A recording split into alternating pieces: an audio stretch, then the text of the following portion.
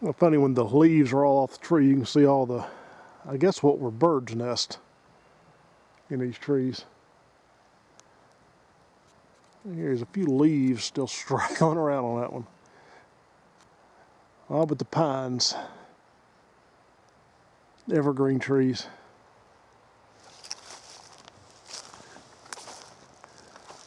Well, I'm just making this video today. Today, as I'm recording this, is let's see, it's a little bit after 4 o'clock Eastern time, and it's December 29th, 2023. So if I'm doing my math right here, it means there's about 56 hours left in this year, in the year 2023. 2024 will be here very shortly. Always, people love to say, out with the old and in with the new. And it's kind of an interesting thing, just the how we set the date and all is sort of arbitrary. I mean, we could start, dealing with time, sort of at, start a year. It's just the time that the Earth takes to go around the sun, and we could sort of make it.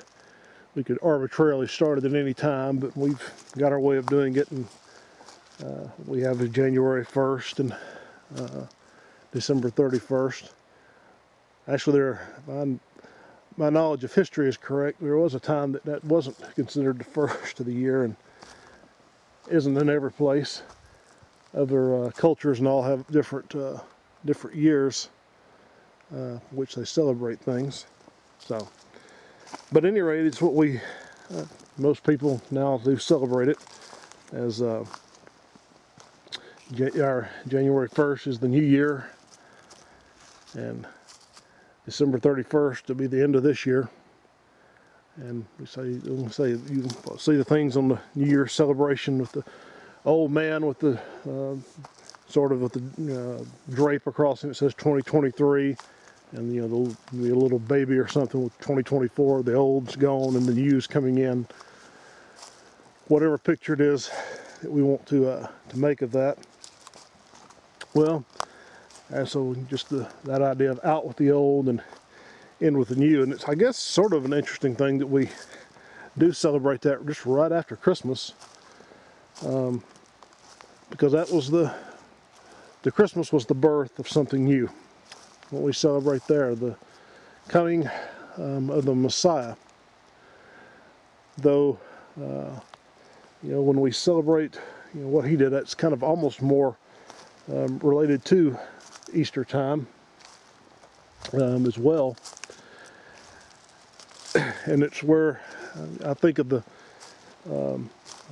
we celebrate it as the Lord's Supper, and what we commonly call in the Bible, in the New Testament, the Last Supper. And Jesus celebrated the Passover meal with his disciples. And as he tells them, as he takes the bread and the wine, he says, "This is my body that's broken for you, and this is the wine representing the blood that's shed for the remission of sins for many." He says it's the blood of the new covenant. Sort of out with the old and in with the new. There was nothing particularly wrong with the old. The old covenant had been established on Mount Sinai with the people of Israel by Moses as the former testator, as it's sometimes said.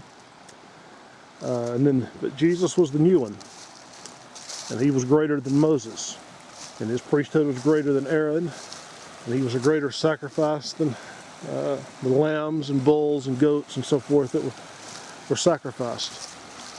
So when we talk about being out with the old and in with the new, well, that's kind of one of the things we get to celebrate as well, is the new covenant. And always remember that anytime we may do something that's new, that God has placed us in a great time, in that sense of being born, being alive in the time of the new covenant.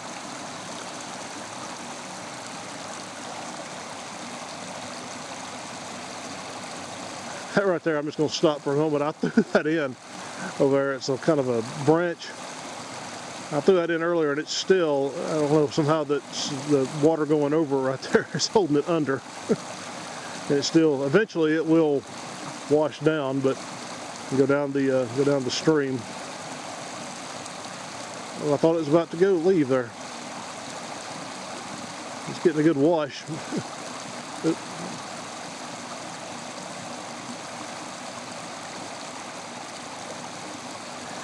But back to what I was talking about, the old and the new. There's something, because what I just said about Jesus having a greater priesthood than Aaron, and being a greater, establishing a greater covenant than Moses, and being a greater sacrifice than the bulls and lambs, is something we're all told in the book of Hebrews.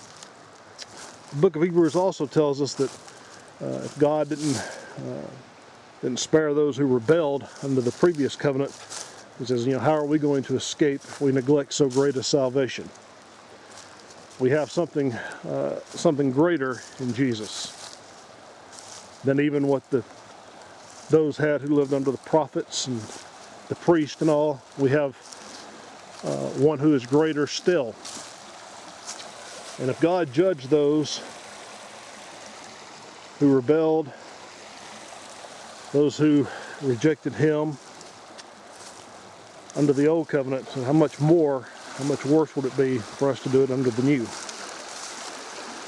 So we have something greater, but something Jesus Himself said, to whom much is given, much is required. And we've been given something greater, requires an even greater response on our part. So we do have something new, and it's something worth celebrating in having the new covenant with the one who's greater than Moses and Aaron and the bulls and goats and so forth. But it requires a greater response from us as well to this new covenant. Two, as the writer of Hebrews also says, to look to Jesus, the author and the finisher of our faith. So as we go out with the old and in with the new, let us remember there is not going to be anything else new in that regards. That covenant that He made, the book of Hebrews also calls it an eternal covenant, an everlasting covenant. So, and we need nothing greater, because there's not going to be anything greater than that, than what we have in that. So, as we celebrate a new year, always remember we are fortunate to have the new covenant in the blood and the body of our Lord Jesus Christ. It is, let me tell you, cold out today. Last I saw, it was 41 degrees, I think.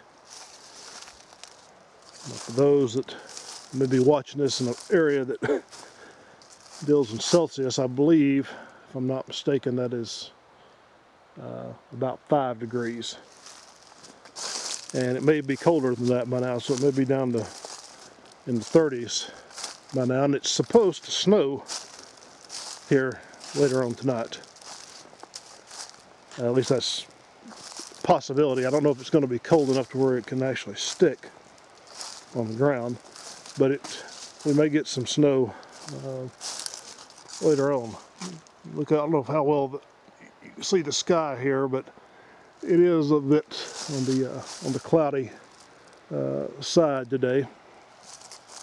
So there may be some that comes. This may well be the last video I do this year. Just what I've wanted to get in here and talk about on that. But if it does snow tonight, I won't be here on this trail, but I may go outside the house and film a little bit of that, just because that's just something you don't get to see very often. You get to see a whole lot in the way of snow around here. You live north of me, you can see it a whole lot more, but I'm kind of in that area where it does get cold here, but usually not quite cold enough to snow, and just doesn't happen all at the right time. People who are living in the Midwestern United States right now, I know this past around Christmas time and all, they experienced it a good bit. So, but if it does happen, I will be back on with that a little bit later on with the snow. If not, this will probably be the last thing I post this year until the new year, or as I say, till the new year as we have calculated the years. It'll be 2024 next time I post something. But again, to remember that the old that has passed away and the new has come. Happens to us every year this time. Happens obviously every time the clock strikes midnight, at least the way we reckon time. We start a new day, start a new week, a new month. All these things that you can kind of look at it every minute that comes, every second, hour, whatever, is something new. But remember, this particular this new covenant that we've been blessed with has been ours for nearly 2 millennia now, and we're in that period, that time of the new covenant, and we're blessed to be in it. But with those blessings, always, as I said, remember, with those blessings come a great responsibility as well.